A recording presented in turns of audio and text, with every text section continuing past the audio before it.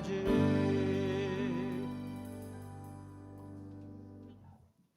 다 7, 80 잡수신 할머니들이 아주 기도송 메들리로 묶어서 잘해 주셨습니다. 우리 교회는 제45회 장애인의 날을 맞이하여 오늘 장애인 주일로 지키게 됩니다.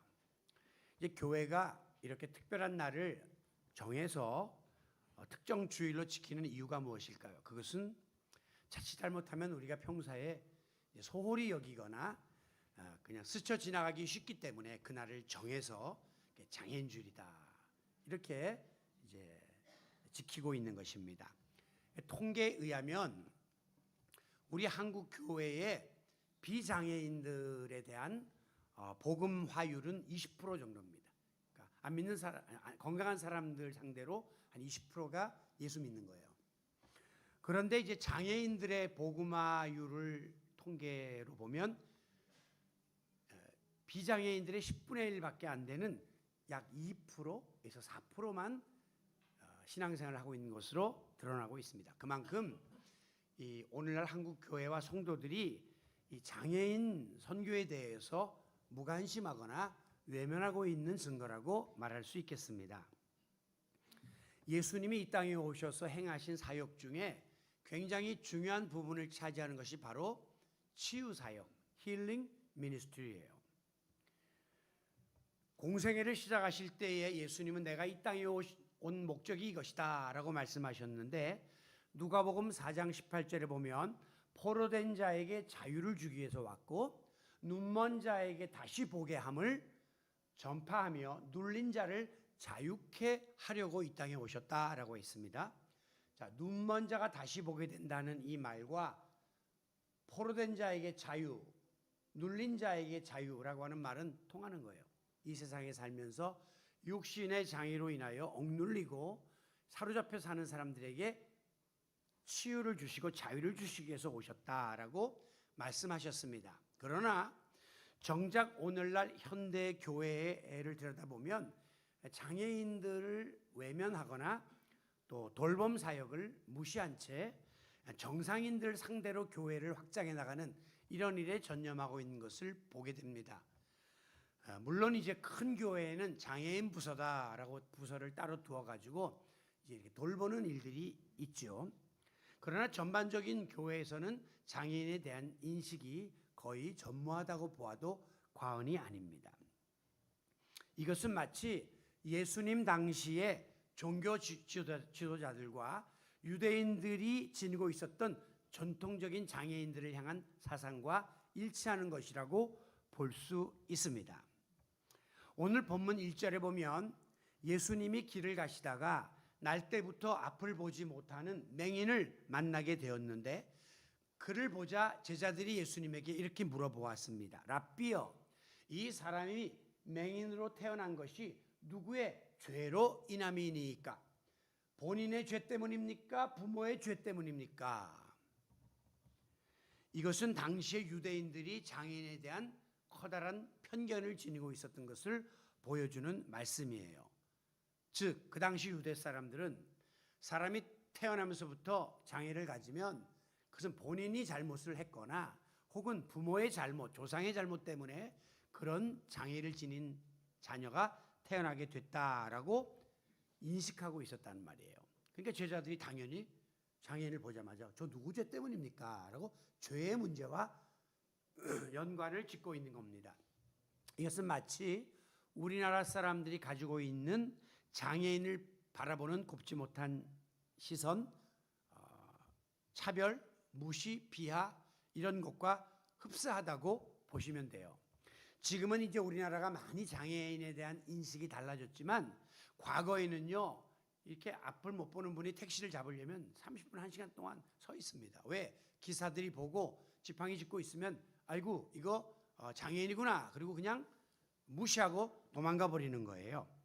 그리고 또 장애인을 아침부터 태우면 뭐 재수가 없다 뭐 그런 인식들을 가지고 있었던 거죠. 제가 이제 40년 전에 미국에 가서 제일 먼저 놀란 것은 이 장애인들에 대한 인식이에요. 장애인들을 바라보는 미국 사람들의 태도가 너무 따뜻하고 배려가 있는 거죠. 그 중에서도 이제 장애인이 버스 정류장에 서서 이제 버스를 기다리고 있으면 그 큰 버스가 가다가 씁니다. 그리고 문이 열리면서 이게 그들이 밟을 수 있는 계단이 툭툭툭툭 내려와요. 그리고 나면 기사가 차를 세워놓고 밖으로 나와서 그 장애인 휠체어를 타고 있는 분을 거기다가 태웁니다. 그리고 휠체어를 접어서 그 옆에 자리에까지 갖다 놔요. 이게 1, 2분 시간이 걸리거든요. 빨라야.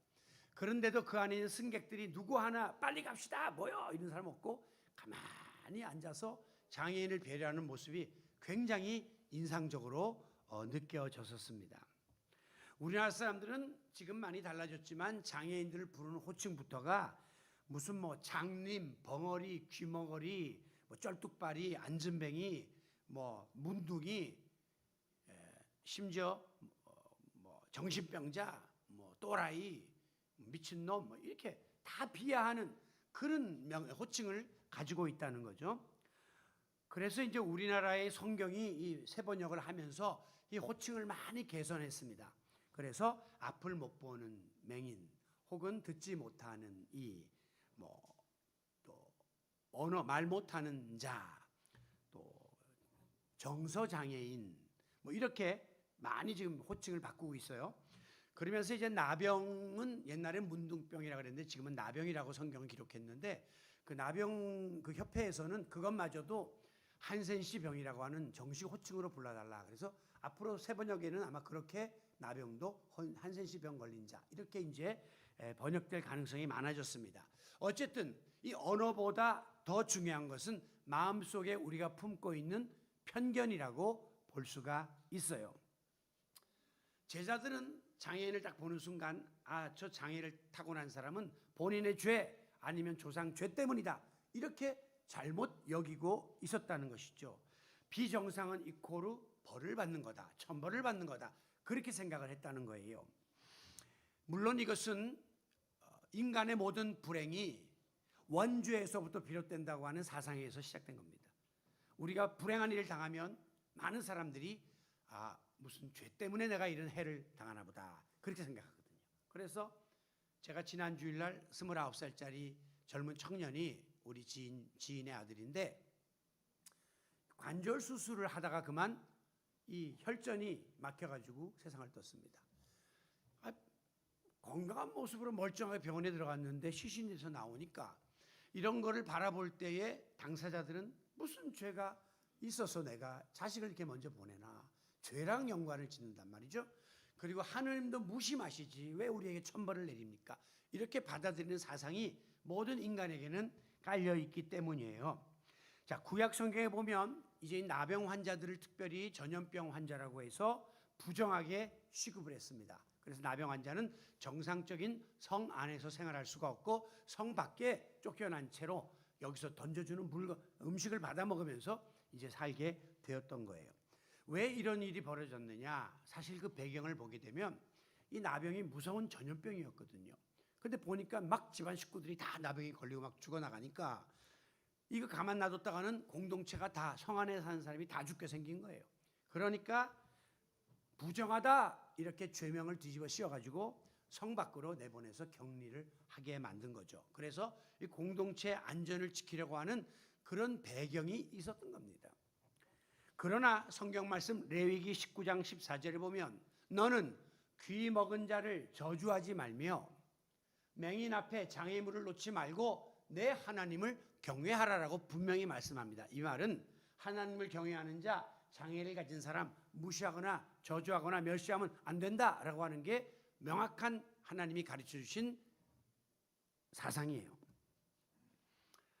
그러므로 우리 그리스도인들은 장애인들을 편견을 가지고 대하거나 멸시하거나 차별해서는 안 됩니다. 장애를 가진 사람도 다 하나님의 형상을 가진 같은 형제요 자매다라는 마음을 가지고 그들을 어떻게 해서라도 이해하고 품고 배려하고 하나님의 사랑을 실천하기 위하여 힘써야 할 줄로 믿습니다. 만약에 우리가 장애인을 죄와 연결해서 이렇게 취급한다면 아닌 말로 세상에 더 많은 죄를 지은 사람들의 자녀들이 멀쩡하게 태어나서 돌아다니고 그들도 더 많은 죄를 짓고 다니는 것을 우리가 어떻게 설명해야 할 것입니까? 그러므로 예수님께서는 제자들이 지니고 있었던 전통적인 편견과 잘못된 생각을 깨뜨리면서 오늘 본문에 보면 바른 사상을 그들에게 심어주는 내용이 나오고 있습니다. 3절, 이 사람이나 그 부모의 죄 때문에 이 사람이 태어나면서부터 맹인된 것이 아니다. 그럼 뭡니까? 하나님이 하시고자 하는 일을 그를 통하여 나타내고자 하십니다. 이렇게 말씀을 했습니다. 다시 말하면 장애를 통해서도 하나님의 뜻을 나타내기 위한 선교적 차원으로 해석을 하신 거죠. 그러므로 장애인 선교는 이코르 예수 그리스도의 선교의 본질이다. 이렇게 말씀할 수 있는 겁니다. 그러면서 4절에 말씀하시기를 때가 아직 낮음에 나를 보내신 이의 일을 우리가 하여야 하리라 그랬어요. 예수님께서 하나님이 나를 보내신 그 사명을 내가 해야 하리라가 아니라 우리가 해야 하리라 라면서 이 말을 듣고 있는 제자들에게 너희도 같은 책임을 갖고 있고 장애인들을 통해서 하나님께 영광 돌리는 이 일을 해야 해라고 사명을 확인시켜 준 겁니다. 이 말씀은 곧 오늘 이 시대를 살고 있는 저와 여러분도 마찬가지로 예수님이 그런 사명을 갖고 이 땅에 오셨듯이 또 제자들도 그런 사명을 같이 감당했듯이 저와 여러분도 장애인들을 향한 선교의 사명을 감당해야 될 책임이 있다 하는 사실을 확인시켜 주시는 말씀인 것입니다.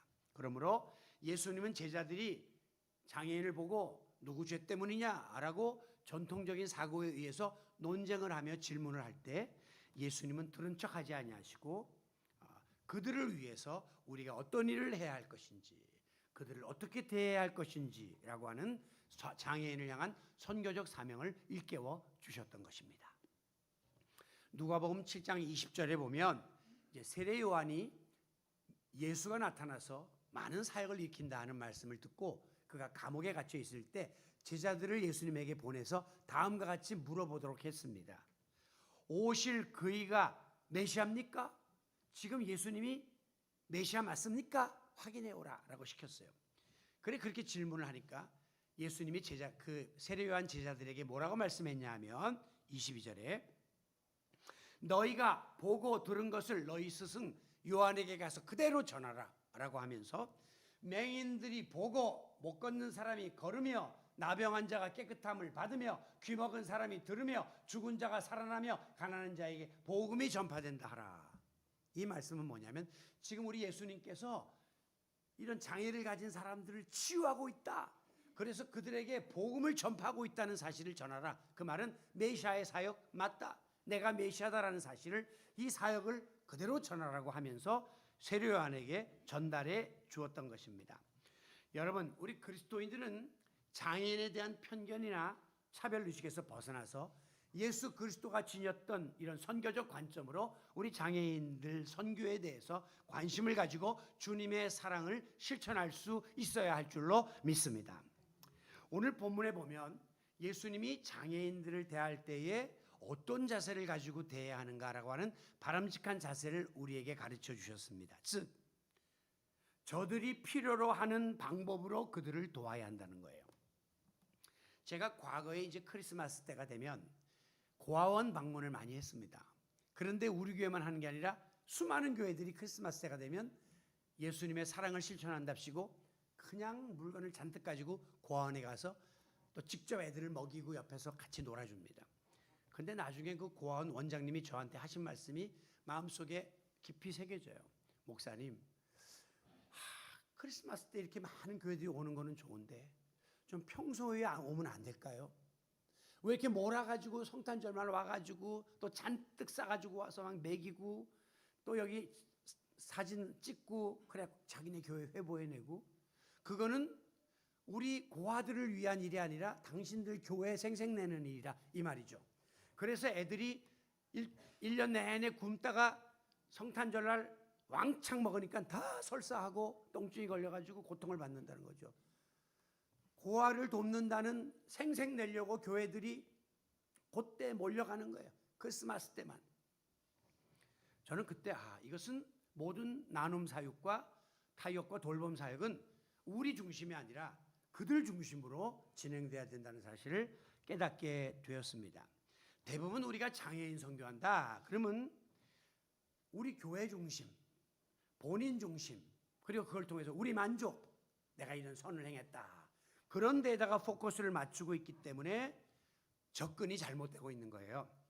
지금 예수님은 나면서 앞을 못 보는 맹인을 고치려고 했는데 굉장히 독특한 방법을 쓰고 있습니다. 성경에 보면 복음서에 예수님이 장애 유형에 따라서 각각 다른 방법을 동원하고 있는 것을 볼 수 있어요. 그러나 공통점은 예수님이 자신 중심의 치유가 아니라 당사자들을 중심으로 다양한 방법을 사용하시며 접근하고 치유하셨다는 사실입니다.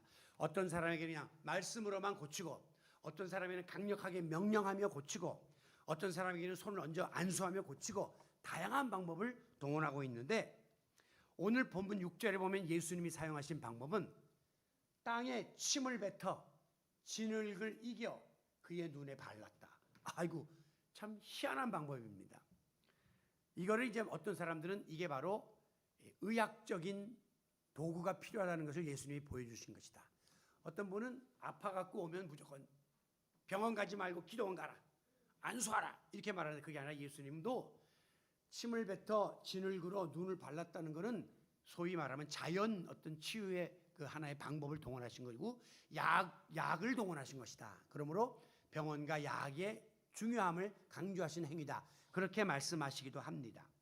그런데요, 예수님이 이게 침을 뱉는다는 게 우리가 침에 대한 인식이 안 좋잖아요.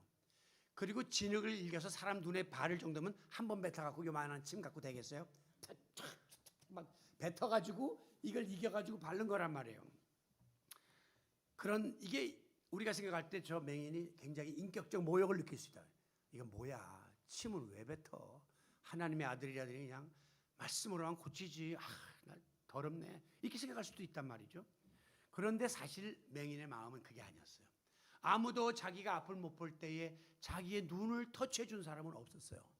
그런데 뭔가 행위를 하시면서 차가운 게 오면서 뭐 발라지는 게 보면서 뭔가 지금 내 눈이 띄어질 것 같아 라고 하는 그런 어떤 느낌을 받도록 예수님께서 만드신 거예요. 여러분, 요번에 프란치스코 교황이 선종을 했는데 우리가 교황이 지나갈 때 보면 방문할 때마다 많은 사람들이 막 손을 내밀면서 교황이 손 한번 만져주기를 막 갈망하죠. 그런데 내가 유심히 보니까요, 교황이 이렇게 만지는 것처럼 듬성듬성하지 손을 다 잡는 법이 없더라고요. 그 왜 그런가 했더니 그 별의별 사람들이 다 있거든요.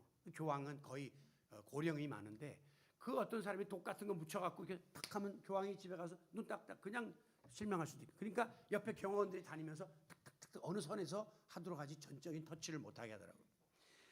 제가 우리 개신교에서는 조영기 목사님이 이제 신유은사를 많이 했는데 그분이 보면 때때로 보면 그 경호원들이 따라다니는 게 못마땅해요. 경호원들을 왜 붙이나 그랬는데 나중에 들어보니까 이 경호원이 없으면요, 막 교인들이 그 사람의 손에서 무슨 신의 능력이 나타난 줄 알고 손을 붙잡고 머리에 갖다 대고 막 어떤 사람은 옷이라도 잡으려고 해서 옷 다 찢어지고 난리가 난답니다. 그래서 옆에서 다 이렇게 막는다는 거죠. 무슨 뜻이냐면 우리가 이렇게 뭔가 액션이 따르는 기도를 받고 싶어 하는 거예요. 왜 안수기도 받고 싶어?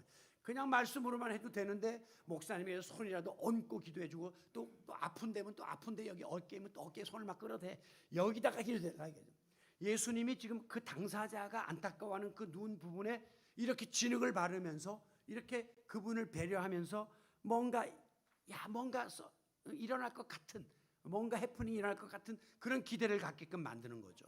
그리고 나서 실로암 연못에 가서 씻으라라고 하니 이 앞을 못 보는 분이 믿음으로 순종할 때에 하나님의 임재와 치유의 역사가 나타나게 되었음을 믿으시기 바랍니다. 이와 같이 우리가 이 장애를 대한 분을 대할 때에 그냥 모두를 묶어서 도매금으로 취급하면 안 돼요. 우리가 요새 하도 정치인들이 정치를 그냥 이상하게 하니까 우리는 정치인 그러면 혐오해요. 아유, 저 이상한 사람들. 아니죠. 거기도 정상적인 사람이 있고 정치를 바로 할 사람을 우리가 선택하는 해안이 우리에게 지금 필요한 거지, 그 집단을 다 도매금으로 몰아치면 안 된다는 거예요. 마찬가지로 이 장애인 그러면 다 그냥 장애인들은 모자라 부족해 이렇게 도매금으로 취급해서는 안 된다는 거죠. 오늘 이제 간증을 할 우리 이정 형제가 전도사님이 이제 과거에 처음 예수님을 믿고 큰 교회를 찾아갔답니다. 갔더니 교회에서 딱 보더니 딴 거 안 봐. 왜요? 외모 딱 보더니만 장애부서 가세요. 그리고 그냥 냉정하게 외면하더라는 거예요. 여러분, 장애인들이 여러 유형이 있습니다. 물론 장애부서에 정신지체아들이 모이는 곳은 거기에 맞게끔 수준을 낮게 해서 뭘 설명하고 해야 되지만, 이렇게 신체적으로 약간의 장애를 갖고 있거나 또 그런 분들은 다 정상이죠, 모든 것이. 그 스티븐 호킹 같은 박사는 세계적인 물리학 몸은 못 움직여요. 이렇게 완전 장애가 있어서 파킨슨병이어가지고. 그런데 또 송명희 자매 같은 분은 뇌성마비, 우리 형제도 뇌성마비인데 뇌성마비가 있지만 그러나 아름다운 시를 다 쓰고 천재들이 많습니다.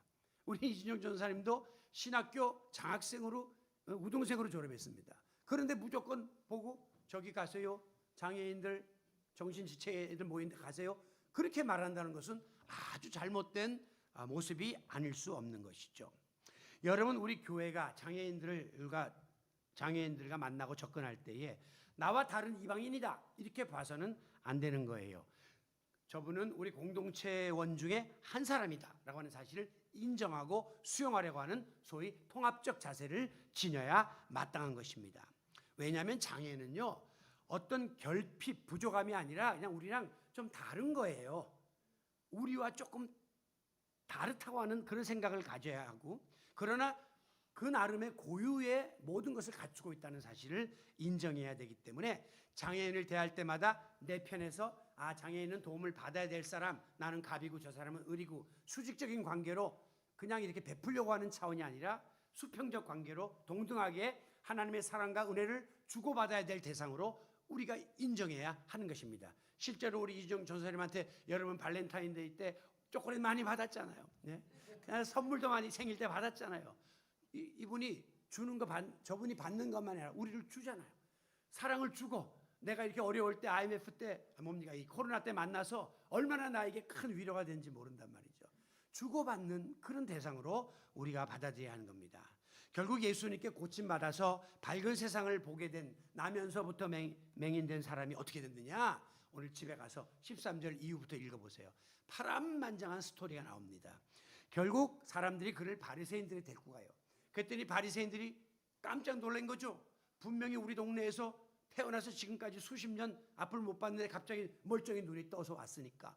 그래 자초지종을 들어보니까 예수 그리스도를 통해서 고침받았다. 바리새인들이 예수를 제일 증오했고 매장시키려고 하지 않았습니까? 그래서 빌미를 찾다가 마지막에는 이거 왜 안식일에 이런 짓을 했어? 본질이 아닌 비본질적인 것, 안식일을 범했다. 그래가지고 예수를 매장시키려고 하고 그 당사자 맹인을, 눈을 뜬 맹인을 그냥 출교시켜버렸어요. 우리 유대교에서 쫓아내버렸다는 거죠. 그 이후에 35절 이후에 보면 예수님이 다시 그 고침받은 사람에게 찾아옵니다. 그러면서 이렇게 묻습니다. 내가 인자를 믿느냐? 너는 나를 하나님의 아들 메시아로 예수 그리스도로 영접하기를 원하느냐? 그분은 두말하지 않고 주여 내가 믿나이다. 내 평생 못 보던 나를 고쳐주신 신적인 능력을 가지신 메시아이심을 내가 믿습니다 라고 신앙 고백을 하게 된 거죠. 예수님의 관심은요, 육적인 치유에 있는 게 아니에요. 영혼을 구원하려고 하는 거예요. 어떤 분은 신유재단에 가서 병 고침 받으면 믿음이고 뭐고 싹 버리는데 그게 목적이 아니란 말이에요. 교회가 여러 가지 방편을 동원하지만 궁극적인 목표는 예수 믿고 구원받게 하는 데 있는 겁니다. 예수님이 치유를 동원하신 것은 그 당시에 병원도 없어 약도 없어 많은 사람이 질병 가운데 고통받는 것을 예수님은 아시고 신적인 능력으로 그것을 고침으로 그들을 하나님의 자녀로 삼으려고 하는데 최종적인 목적이 있었음을 믿으시기 바랍니다. 그러므로 정말 육체적인 장애보다 더 불쌍하고 처량한 인생들은 영적인 장애를 가진 주님을 모르는 사람들입니다.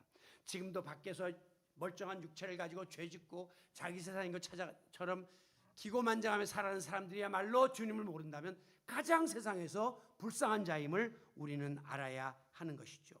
그래서 오늘 본문 뒤에 보면 40절에 바리새인들이 예수의 말을 듣고 그러면 우리도 맹인인가? 이렇게 비꼬옵니다.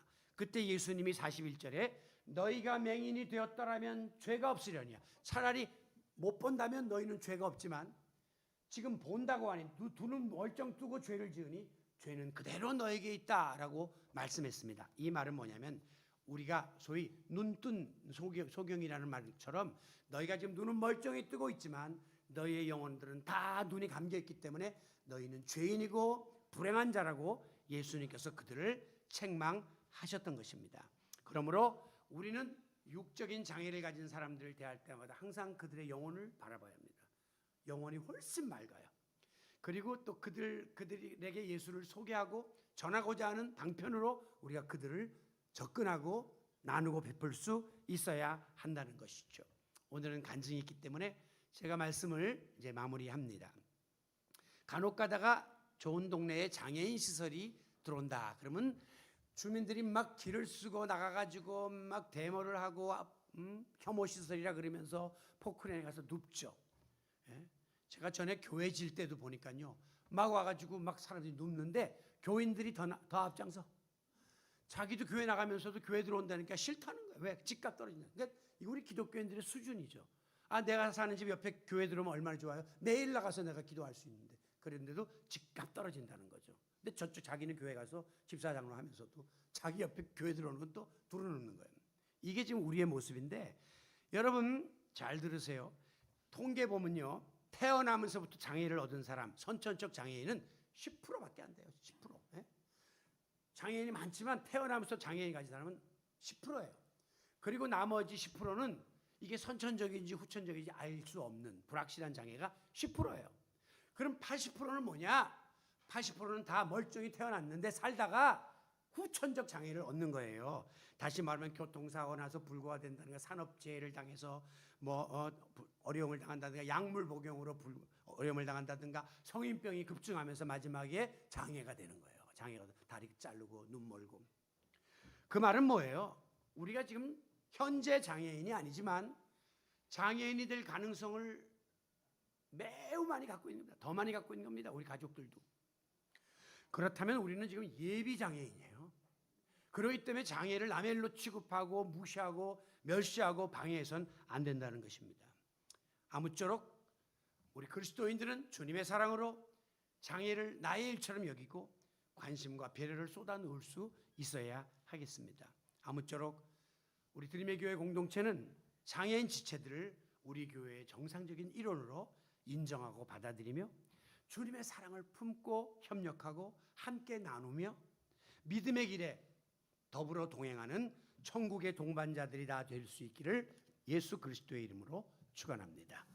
오늘은 제가 장애인들을 위한 기도로 오늘의 예배를 마무리합니다.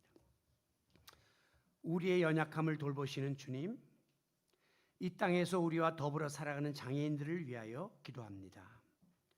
그들이 비록 원치 않는 장애를 지니고 있지만 세상에서 부당한 대우나 차별을 받지 않도록, 상처 가운데 살지 않도록 도와주시옵소서.